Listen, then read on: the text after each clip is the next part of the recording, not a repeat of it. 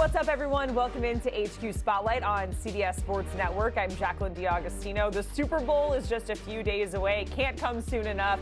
And Sam Darnold on one side of the matchup there, the quarterback of the Seattle Seahawks now. And it got us thinking about the 2018 quarterback draft class. Where are they now? Who has had success? Who has maybe not panned out so well? So we're taking a look at that 2018 quarterback draft class. Mentioned Sam Darnold, of course, picked third overall by the Jets. That feels like a lifetime ago. And Baker Mayfield selected number one overall. Josh Allen, Josh Rosen, Lamar Jackson. Out of all of these quarterbacks, Sam Darnold, the only one to start a Super Bowl since being drafted there in 2018. It took a long time. It was quite the journey with his fifth team now in Seattle. But regardless, Sam Darnold, once upon a time, the number 3 overall pick of the 2018 draft, is now a Super Bowl starting quarterback. So we're going to go back and kind of review this quarterback draft class with Mike Renner and JP Acosta. Great to see you guys. And we're starting with the only guy on that list to start in a Super Bowl. That's going to be Sam Darnold on Sunday. And right now it feels like, yes, he was the number 3 overall pick. But Renner, kind of a rocky couple of years in between that draft class and now to get up to this point.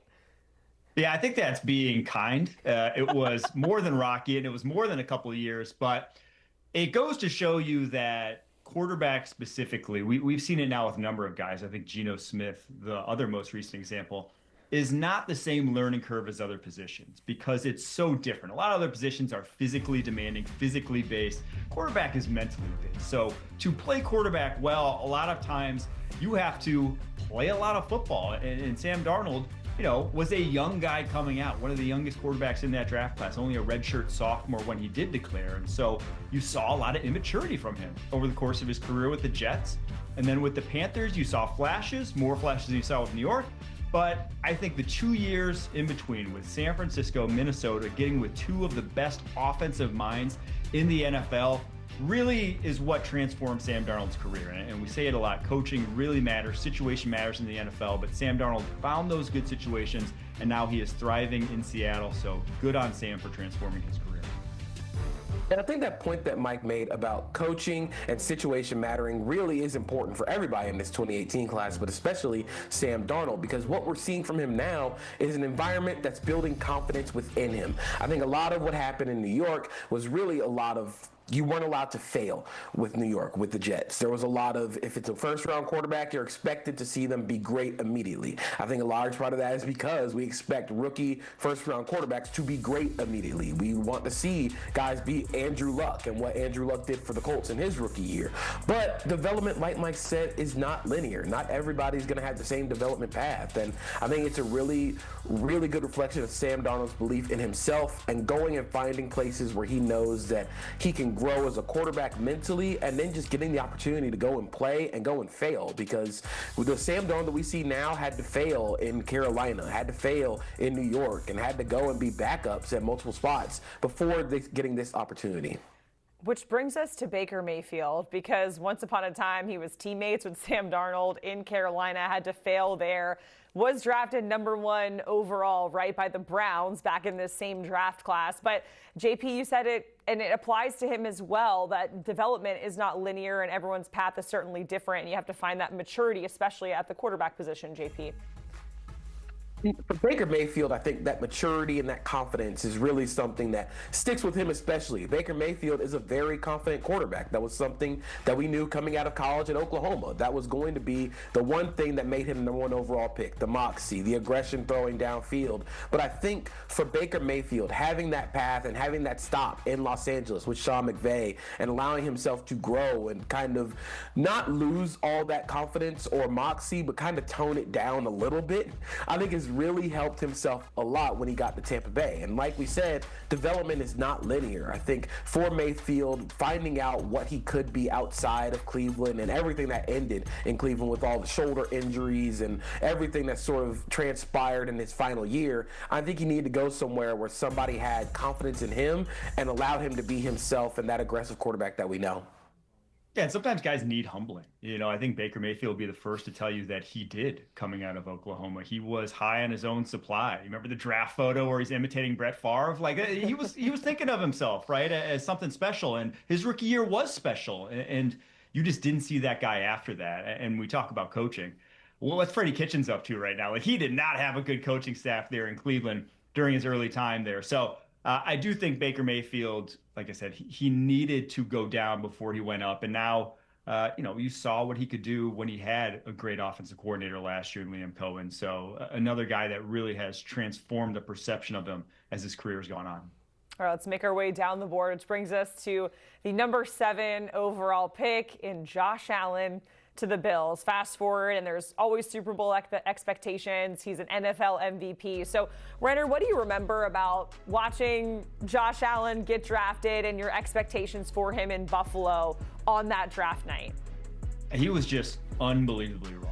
I mean, his tape at Wyoming it looked like a pitcher dropped on a football field. Like he just had no rhyme or reason to his game. And it is kind of a cautionary tale or like a scouting refrain for 2 big reasons, in my opinion. One is that he had legitimate reasons why he was raw. I think we're quick to call every raw quarterback prospect who's toolsy the next Josh Allen. Well, Josh Allen went to a tiny high school, went to a junior college, then went to Wyoming. He did not have quarterback training formally until he got to the NFL.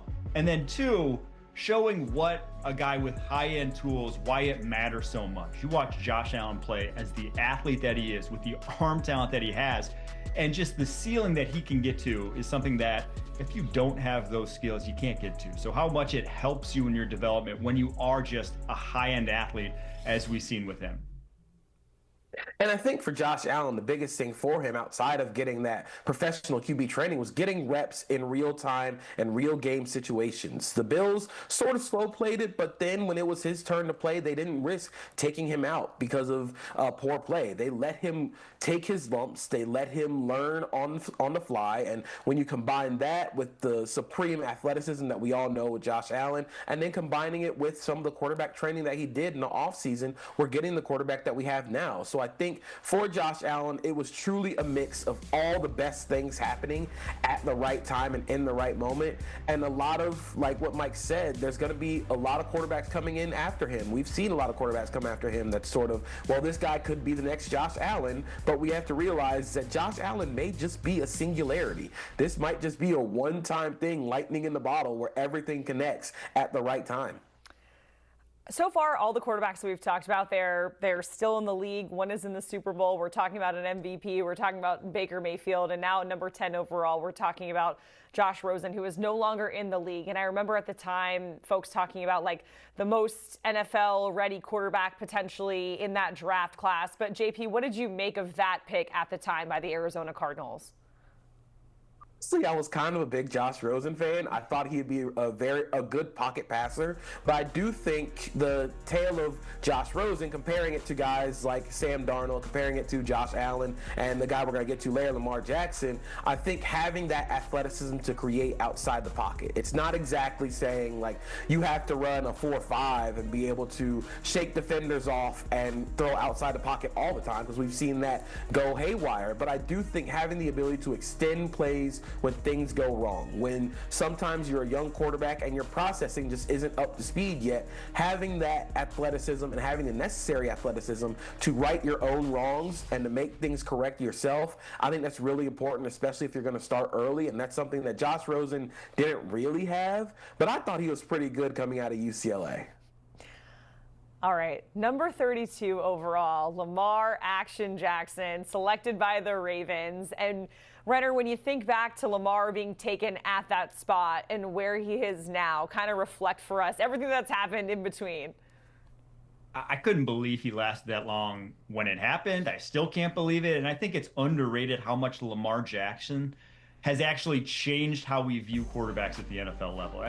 Think back to this point in time, 2018, Patrick Mahomes had started one game in his career. We hadn't had this wave of athletes at the quarterback position that now everyone is looking for. He fell because a lot of offensive coordinators were reluctant to have that running threat in their offense. They wanted pocket passers. They wanted Brady. They wanted Rivers. They wanted it to look like that. Now everyone's gone the opposite way. Everyone wants it to look like Lamar. Everyone wants the Jaden Daniels. Everyone wants the Caleb Williams. Everyone wants the Drake May. You want the guy who can create outside of structure and do the inside of structure stuff. It just makes offenses so much more dynamic. So I think a lot of teams are kicking themselves for letting him fall to 32.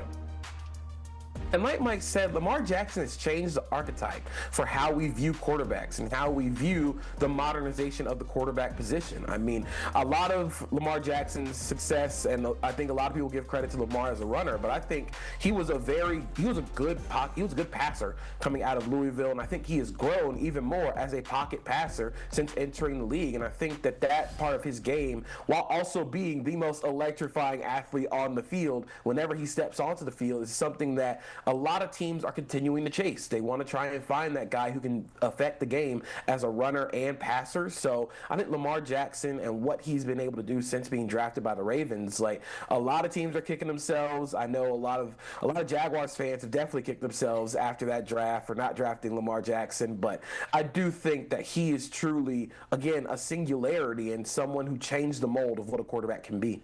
Jaguar fans kicking themselves after a draft. I feel like that is just like a common shared experience for us, JP, as Jags fans.